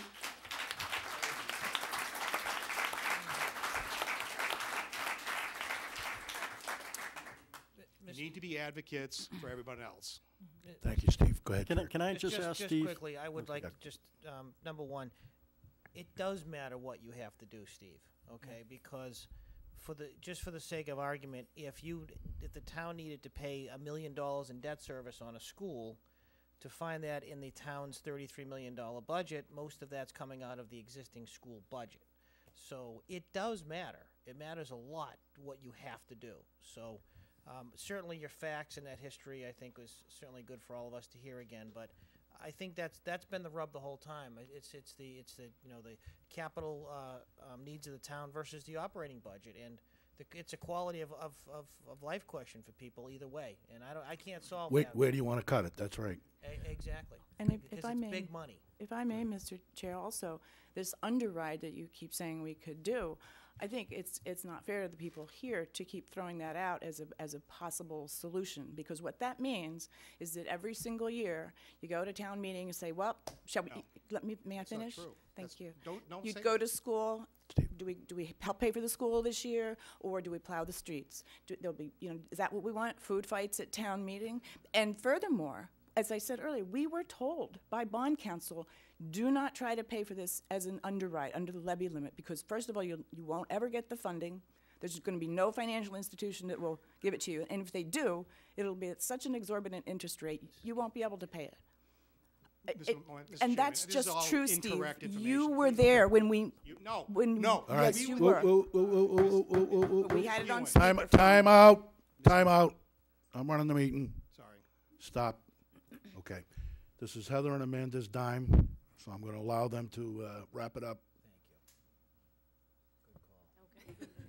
All right, then, I guess we'll wrap it up. Everyone's come forward with, different opinions on it, and like I think everybody in this room agrees that it's about the safety and it's not even just the safety, it's the education for our children. So we as parents, we really haven't seen all this behind the scenes that's been going on to try to make the changes. I've attended the town meetings and, have listened, but we haven't seen anything. And right now, we're just looking for whatever we can do to get to the next step. And if it's putting a non-binding on the April 2013 ballot, then that's what we're looking to be done. I understand that there's other, opinions in the matter, but we're just looking for the best thing to do for these kids, the best way to get this moving forward, so this doesn't keep happening. And, just give us the opportunity to, there's a handful of us that have been having meetings, taking time during Christmas vacation away from our kids and our families to meet to say, what can we do? What can the the 5 of us do? And we're willing to, to take this on to help educate and let people understand really the state of this school. When was the last time, Mr. O'Donnell, when was the last time you said that your kids are older, correct? Right. I had 4 of them go through there. Yeah. Have you been in there recently? Yes, I have. Okay. 2 years ago. Probably the last time. I moved to this town 4 years ago, and I didn't attend school in this town, and I was absolutely, appalled by the way the school is. So, it's either here nor there. Everybody wants the safety for the kids and the education for the kids. So, vote for this. Let's get this, moving forward. And I understand. We're not going to roll over a rock and find all this money. We can just keep talking about it, but it's not going to happen. And we need to get actual numbers and know what the taxes are going to go up. I did hear somebody say in the crowd, having your taxes double isn't a lot of money to you. From the research that I've done, and this is, like I said, just in the past couple of weeks, we were looking at $200-300 a year for the average family making less than $200,000 a year. That's not doubling your taxes. I'm sorry? Excuse me. Oh, I don't know how I misspoke, but Please I guess I misspoke. And, $200 to $300 a year, that's less than, let's break this down, people. That's less than $1 a day. At both Dunkin' Donuts in this town, there's a line out the door for people waiting to get their coffee. We're gonna pay for this. You don't get something for nothing. That's not how things work. So, it can make as many of you angry as you want. I have 2 kids. I am their mother, and I'm going to fight for this, and that's it. Thank you, Amanda.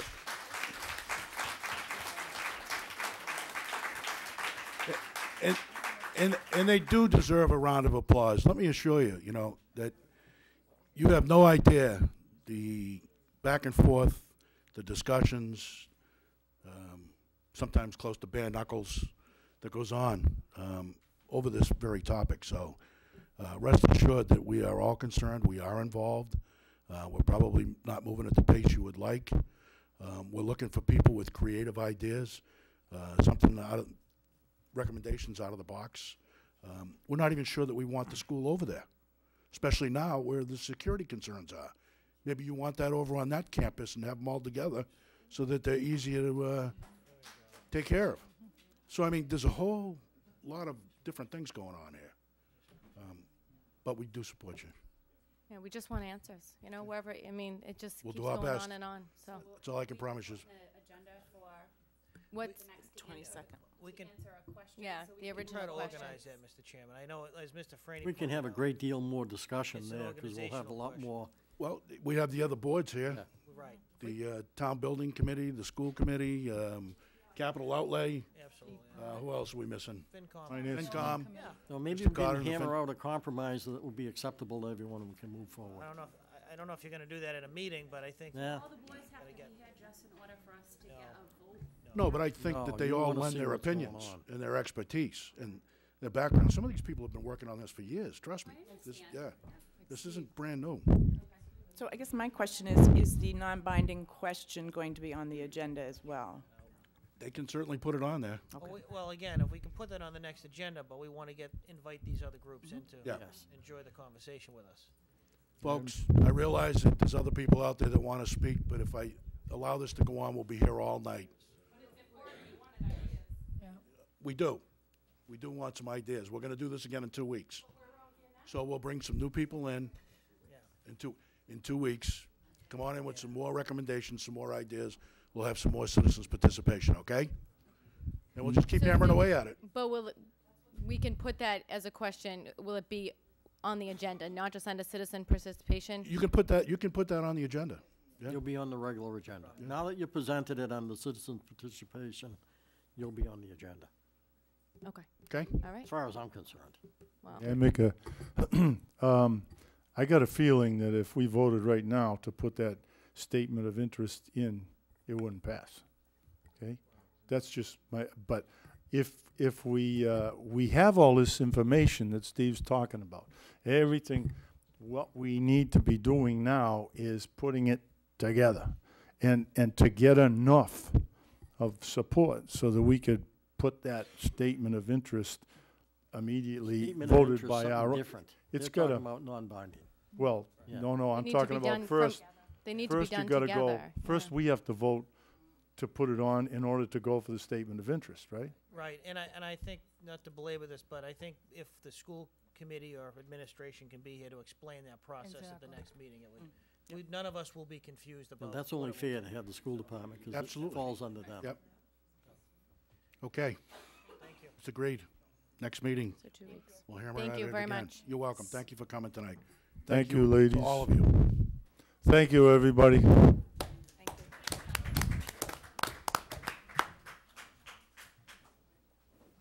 All right. I think you have I think there's a young scout in the back Hey, who wants to. The Boy Scout, Yes. Chris Belbin. Chris. Oh, That guy with the glasses is on the vocational committee, Mike? yeah, he is. He's on the boat. Something. We're not finished. Where's everybody going? We're here till midnight most times. Come on. They're done. You don't want to leave. All right. We'll take a 2-minute break here, and we'll come back for Mr. Chris Belbin from the Scouts.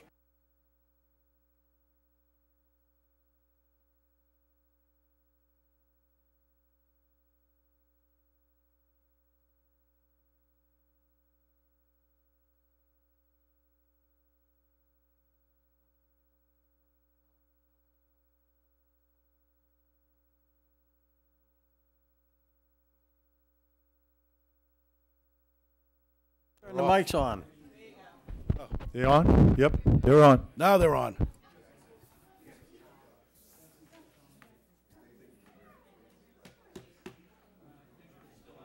All right, everybody comfortable? Okay. Before we move into town administrator and selectman notes, I have young Mr. Belbin. Come on up. State your name and address. Tell us why you're here. And his proud dad's in the audience too, as usual. Okay, so You are home? my name is Chris Can you hear Belbin. him? I'm part of Boy Scout Troop 48 here in. Chris Belbin? Yeah. You got to get right up close to that, Chris, okay? My name is Chris Belbin. I live at 26 Gate Street along with my dad, and I'm a Life Scout in Boy Scout Troop 48 of Carver, and I'm requesting that for the next upcoming meeting I can have my Eagle Scout project put to be voted on. Okay. And what is your proposed project, Chris? I my- know, but tell everybody else. My proposed project is to clean up a property known as 0 Wade Street. As far as I knew, a lot of people lived in the area that were here. They left, Now they're all gone. unfortunately, I know. I think they're setting an ambush for me when I go home. So the main idea I had with it was a few days ago I checked it out. It's really filled with a lot of trash and such, so I would really like to pick up a lot of it because once I went out near the far back edge of it, it was really nice, quiet, and open, and it was a really nice property when I went in there. As I passed through, I saw a lot of trash, such as like old building and construction pallets and such. Now they're just giant mossy pieces on the ground. And as I continued in, I saw a trampoline, a doghouse, a lot of old tires. I actually found a car jack, so we were looking for the rest of the car. And all the way in the giant field, there was a little orange trailer for a tractor, like someone just drove it in and left it there. And Is it usable?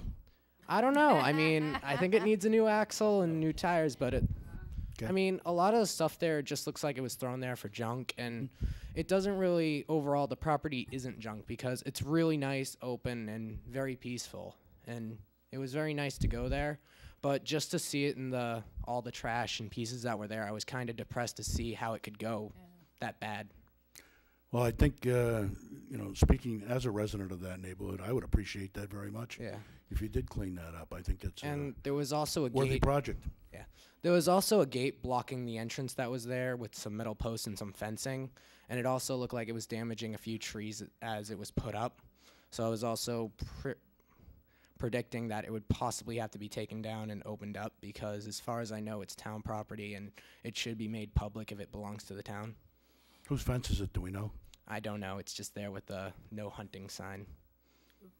Is that the property that the redevelopment authority just gave back to the town? Yes. I believe so. Yeah, that's about a 6-acre site. Yeah. And if I understood, the goal of the board was to, at the next town meeting, to get that put into a trust. That's right. That's what the goal was, at least. That seemed to be the Right, board overwhelming didn't vote it, but that's desire what of the residents, right? Yeah. So, well, I think that's commendable. You want us to put it on the next agenda? Yes, please. Chris? Okay. And your crew's going to consist of how many? It would consist of as many people I could get to come from the troop. All fellows? All fellow scouts? Yeah. I can't make it, I'm sorry. Well, you live down there, it'd be a conflict of interest, Mr. Chairman. But he might be interested in the yellow trailer. Yeah. Or the orange trailer. The orange I actually have a picture of it if you would like to see That's it. okay, that's okay. I got the chief of police in the back there with an attorney. I got to be careful. Okay. So, all right, we'll do that. Thank Elaine, you. would you please take care of that there? Thank you. Thank you. You're welcome. Good job. Thank you, Chris. Thank you. I think All we better right. put him first on the agenda, No. considering. Different citizens' participation, different things? Okay, Bob, you had your hand up first. Absolutely. There's only one spot available, so you lost yours, Bob. I'm sorry. He's pouting. My name is Don Williams. I am the senior, junior, and only member of the Old Colony School Committee. So I'd like to comment under the announcements that you make every time that there are 2 openings. One has been for over a year, and the second has been more than a year. I don't have a hard time getting my committee together, unlike some of the other ones here in town, because I admit, One? and I was hoping to speak while there were more warm bodies here, but they also fled. But Old Colony has, the enrollment has gone up. You have 95 students who attend. You have 1 representative, 1 vote, which is not good in a 15-member board. You are losing 2 votes for any policy, any programs, anything. There are many subcommittee meetings. I was at one yesterday for future planning. There's one tomorrow for a budget. I cannot attend every single subcommittee meeting that they have. You will not have representation on many committees. Negotiations are coming up starting next year. I will not do negotiations and budget and every other committee. I cannot. I live the furthest of any school committee member from this regional building of any of the other towns. There's a gentleman who lives 0.4 miles in Rochester. I live the furthest. My truck doesn't get that great gas mileage. There is no stipend. I don't mind volunteering, but I'm not, I cannot travel back and forth every meeting, every subcommittee, every everything by myself. Have you reached out to any of the parents, Don? I was hoping that there would be some here tonight. I know there are announcements all the time. How about if we re-emphasize that at our next meeting? Yeah. Well, I mean, you've been doing it for a year, over a year. But I'll pay particular attention to that, okay? As I said, it's And getting to the point where, you need representation. I'll put You my will- sales hat on and see if I can do anything, all right? As I said, that's my only concern, is just. We thank you for your service. Well, You know, I'm glad to do what I can, but I Keep can't, up the best you can. can't do 3 jobs. And I think Thanks, our Don. budget is like $700,000 that we pay. Oh, I know. I was listening. There was comments over, $20,000 budget. You send $700,000 to Old Colony, and you can't get. The debt service for a school is 1.2 million. That's more than half of it. And we have no And- interest in how that money is spent. Right. You have, a big 95 students attend. That's 11th, 12th grade. That's an entire. Yep. It's one whole class at the high school. The high school only has 516. So it's an additional 13th grade, if you will, that attend there. The business manager over there should be protecting our interests because he lives in this town. Well, that's, yes. Right. I'm on the business manager, the superintendent, and the principal are all within retirement very shortly. So it's going to be there's another whole subcommittee on that, on finding all these new replacements. So Sound like the Board of Selectmen, Don. well, you divided amongst 5. I got. We got 50 committees and 50 Right. boards. Are all these meetings during the day? No, the 4 o'clock, 6 o'clock, school committee meetings start at 6. Other towns send finance committee members to the budget committees. Carver there's never been a finance committee member there to my knowledge. Other towns have finance committee members come to the budget meetings. I know that's a good Mr. idea. Fraley came to the night we voted on the budget, but it was like 5 seconds and it was voted. Well, no, and years ago, I was on the finance committee. Scott McKagan and I used to go to all the meetings. Right, down Lake, there. there are The towns best that part of send it people. was the culinary students made Oh, gee. all these desserts. And Maybe we can get one of gained our. weight There that are year. always snacks, and Maybe we can get one of our FinCom representatives I know they send a letter every year to attend, as I know they divvy up the departments amongst them. So maybe we can get one of them to take on Old Colony. I know a letter is sent because I got a copy of it and it's sent to. I'll talk to the chairman, Mr. Chairman. Okay, John? Dick? Shame on us, really. I mean, 1 out of 15 members, we don't really have much input in anything.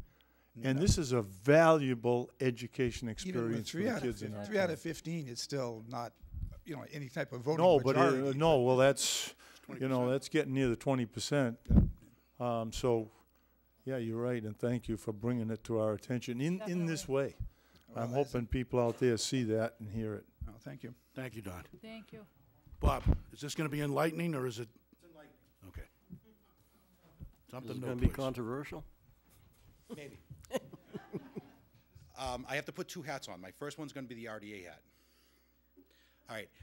On the RDA, we had a subcommittee that was developed to deal with Wade Street and possible contamination and looking to funding it. I was told by the board for the RDA to come to you guys, so at your next meeting, if you could vote to give us approval to have surveyors go out there for possible giving us bids of how much it would cost. And depending on how much it costs, we would go back to the subcommittee, go back to the RDA to pay for it. But we need to be able to get on the property. So if you could vote at the next meeting that we could be allowed to go with these 3 different companies to give us an assessment of how much it would cost. And then if you want to do it at the same meeting, to give approval for us to have the work done, too, only if the RDA pays for it. You want the property surveyed? Not surveyed. These people have to go in there and take a look at it to see how much it's going to cost in order to do these soil samples. Okay. Wouldn't you have to do that, Bob, to put it into a trust later? Would you want mean, the do it now, no. Would you want the taxpayers to pay for it, or the RDA No, can pay no, for it? I'm saying do it now so that we can go forward with the Right. trust fund. Right. idea. Exactly. And the biggest thing is that the RDA, our funds that we can use, if we have a blighted project, and here you have an Eagle Scout sorry, but he's trying to clean up a blighted site, all right? If we do this work and the RDA approves the money and the funds for it, okay, even if something does come up in these tests, then there are other funds that can be utilized, not through the RDA, but from other organizations that can pay for it. If it comes out clean, guess what? It's a very much more profitable site because we know it's clean. Right. All right, so at your next meeting, I'm just hoping that you could vote, hopefully for both, a vote to let us be on the property and also vote to go ahead and let the RDA, if it's approved for the funding of it, to have the work done. Elaine's right on that. Thank you very much. Can I take this hat off now? Take that hat off, please. Right. My next one is dealing with the website. You gave a presentation was here tonight about the website, and it was brought up about emails. And from reading the Secretary of State's laws in regards to emails, that anytime an email is sent or received, there has to be a record of that email sent or received. The subscription service, when you subscribe to it, those emails are what's it called? My mind went blank. Public record? No. It's all jumbled up. It's encoded. Oh, yeah. It's Yeah. encoded. Yeah. And I requested through the open Encrypted. meeting law, all right, to get the decoded emails through the open meeting law, all right, and a public information request through the, whatever you want to call it, Secretary of State's office, and I was not given those email addresses. So I am requesting the selectmen to mandate the website committee to release those email addresses that I requested, because hidden information and only having one person in charge of that information is a dangerous thing. What did the Secretary of State tell you when you? It's in investigation right now for a report, but as you guys are in charge of the website, right? Okay, I submitted that request to the website committee chairman, Mr. Dewhurst, and the emails that I got back, he refused, and he said he would never pay. Even when I requested to pay to have that decoding done, he still refused to do that. I may be wrong, and I'm sure if I am, that the attorney in the back of the room will probably correct me, but if that's under a review by the Secretary of State right now, I don't think we want to touch it until he issues his opinion on it. Thank you. Okay? And I think that would be instructive for all of us anyway. Yeah. I think in a positive Yeah. way. And I mean, if it comes back and it grants it to you, well, I mean, we've all been educated about emails. Well, there'll be a lot more emails that will have to come in, because he's just asking people to subscribe tonight. Okay. I think you should stop the subscription service immediately until this decision has come forward. All right? Because how much is it going to take to turn around and get this stuff later on if you keep on compiling? You know my feelings. All right, so I'm just saying, all right, something's got to be done. You can't turn around and let this just fester and fester and fester.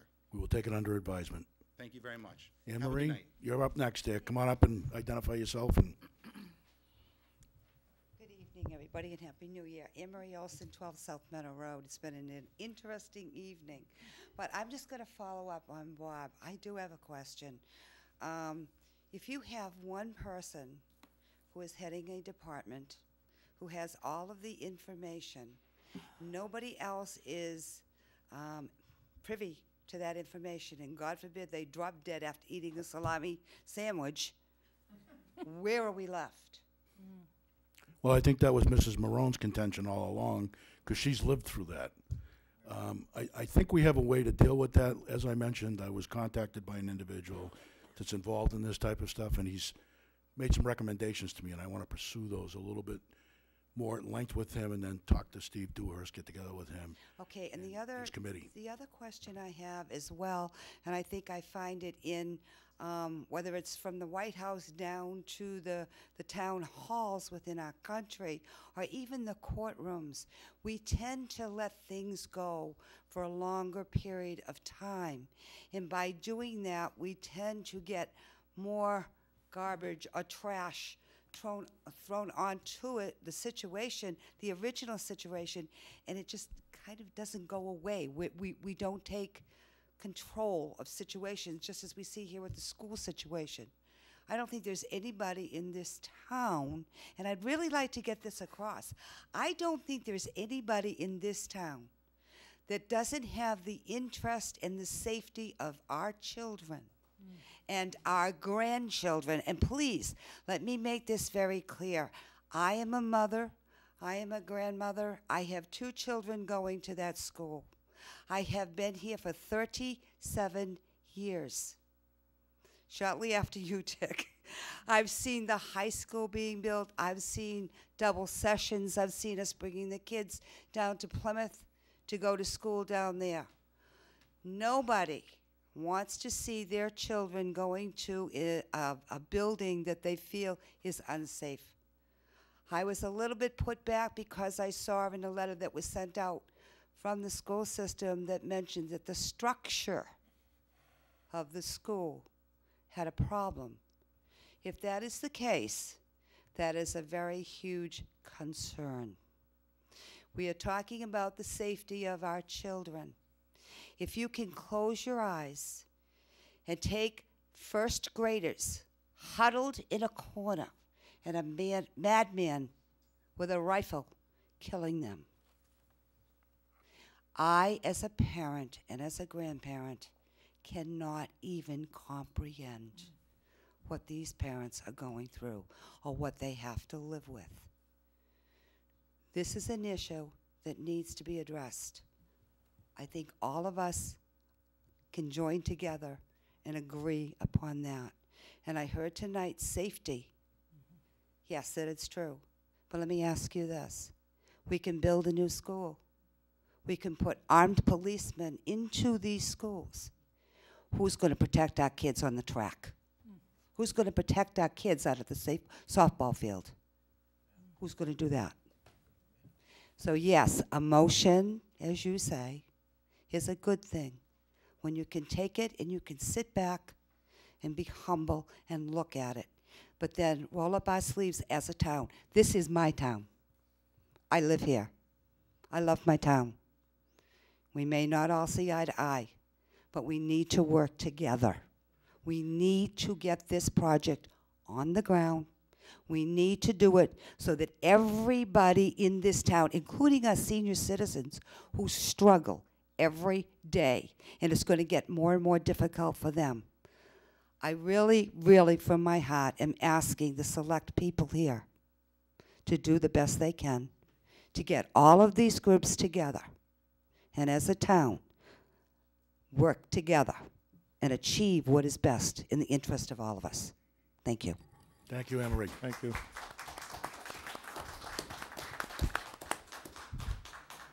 Anything else new? New business? Okay. Hearing none. Rick? I've cut my list down very short, Mr. Chairman, in the interest of time. Number one, I just want to remind the board that there's an EOC event in March 21st, the graded exercise. So if you, I know it seems a ways out, but if you could check your calendars as early as possible. As you know, that's usually a whole Is it March 21st or March 20th? March 21st. 21st, says the letter from Tom. And second of all, I had a nice meeting with the Finance Committee last night to hope finalize a agenda timetables for trying to get us through this budget process. As you know, we're behind a little bit because of our town accountant transition here. So I appreciate their patience, and we have some timetables. So fear not, we'll have another budget again this year, one way or the other. So Any upgrade on the town accountant issue? well, we have some applicants. It was a very small field, and the inclination right now is to meet with some of those that have the technical qualifications before we decide whether or not we want to go back out and re-advertise. So, so that's where we are as of today. Is that it? That's it. Outstanding. Members of the board? Can I ask him a question about that? I was just going to say, don't ruin it by asking me questions. No, it's just in regards to the town accountant position, because we met during the week and we were gonna schedule to get together with those Yes, candidates. right. So, And there's 3 that we, at this point, would presume we'd like to meet with. So we haven't, that's the next step, is trying to get schedules together for the people that have to be involved. And we'll meet at So night, we'll so you be- can be there. You will be hearing from me very shortly on that. I look forward to it. I'm sure you do. All right. Helen used up her minutes. Dick? I did. No, go ahead, Helen. Oh, no, What do you have for selectmen notes? I was going to say. No, just thank all the parents who are out here tonight, and I hope the momentum stays strong to help, you know, everybody work together to get the school built. But I just want to remind people that, you know, with everything going on in this town, I do have office hours every Tuesday here at 6:30, or Saturdays between 11 and 12 at Frosty Dog. So please, I know sometimes we can't chat here during the meetings, so I'm available. Or my cell phone number, 508-280-1375. Because of everything that's going on, I just want myself to be available to you at all times. So have a good night, and thank you. I had, first of all, the food pantry needs food again.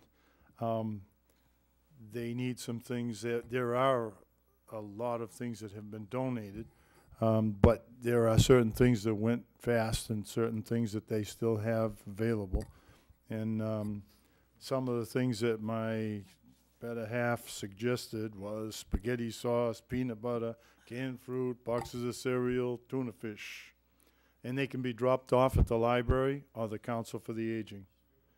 The second thing was I want to keep it short. I would wondered if we can put on our agenda next time the Airport Commission and a representative representing us to attend the commission meetings. That's what it would be about. Are you resigning, or are we looking for another? Yeah, I'm going to have to step down as a selectman's rep. I served on the PAAG, which was the Plymouth Airport Advisory Group, when they were going through all their planning. That whole plan has gone through, and the FAA has accepted it, and now they're waiting for funds to move forward on it.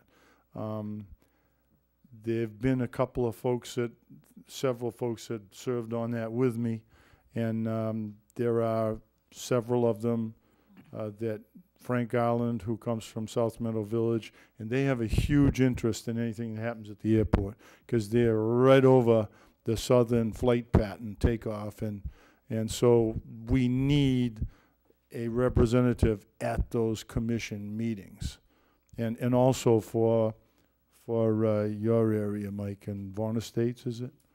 That there's a noise thing that you're dealing with constantly there too, and the Airport Commission is very good to work with. They listen, and Tom, who's the director or administrator at the airport, Tom Marr.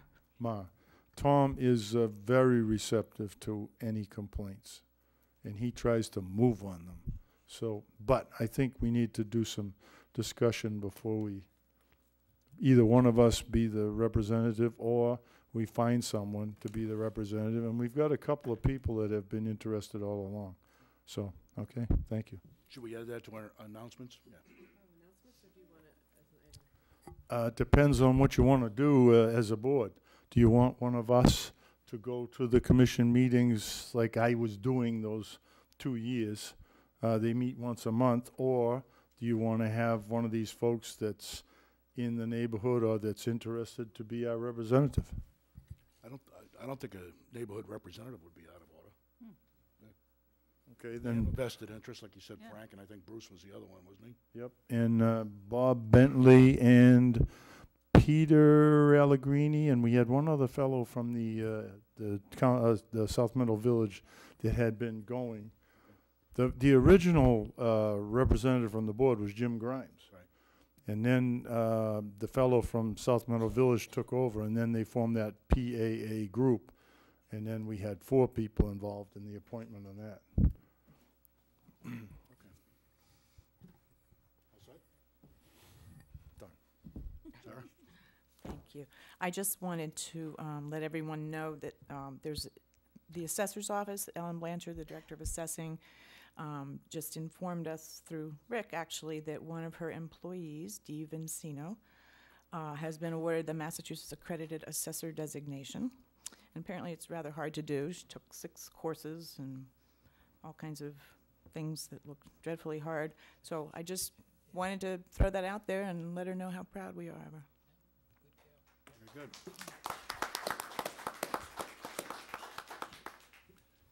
Me? There's an opening on the Housing Authority, the governor's appointment. I was just informed today by one of its members. It's an important position. I kind of hope that we don't have to go through the same stuff that we're going through with the vocational school, because that's extremely important. And you can contact the Housing Authority if you're interested in it. It's a governor's appointment. Karen Bell, one of the assessors, served a number of years, and she resigned from the committee, so. Everyone knows they get the tax bills out, so. Unfortunately, the payments coming in are extremely slow this year, which has me worried about how the impact of the economy on people. Maybe it will pick up and improve. Maybe it was just because it was around the holiday that the payments aren't coming in. But generally,